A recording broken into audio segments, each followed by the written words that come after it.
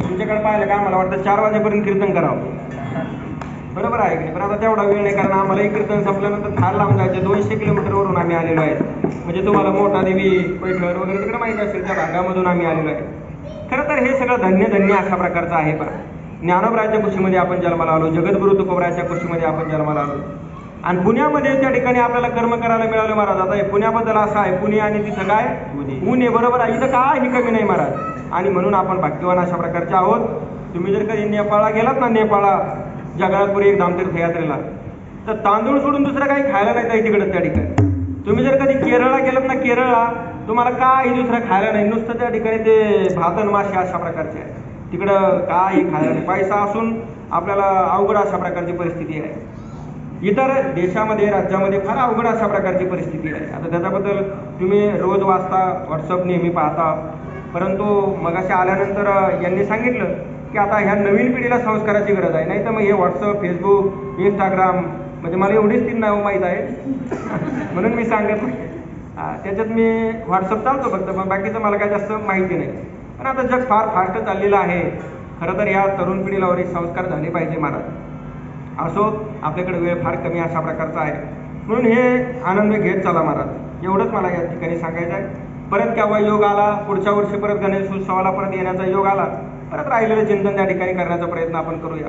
या सगळ्या योगायोगाच्या गोष्टी असतात. पहा, मी अगदी 5 मिनिटामध्ये सेवा पूर्ण करणार आहे, कारण मी वेळेच्या पुढे कधी जातच नाही महाराज. वेळेला फार महत्त्व आहे. असं म्हणतात, वेळ व्यर्थ जीवन व्यर्थ, बरोबर आहे की नाही? पण ती कीर्तनामध्ये नाही बरं का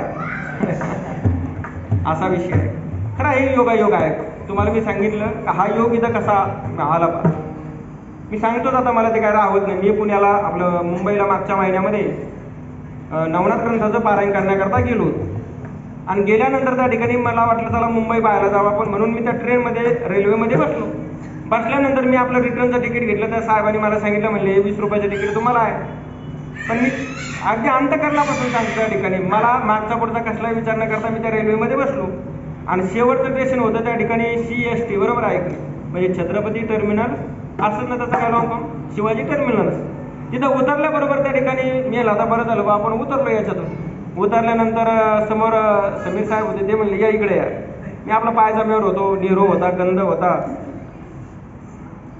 या अर्ध सांगतो, अर्ध सांगत नाही, कारण मला काही जास्त करायचं नाही. आणि मग ते म्हणले तुम्ही कोणत्या डब्यामध्ये बसला?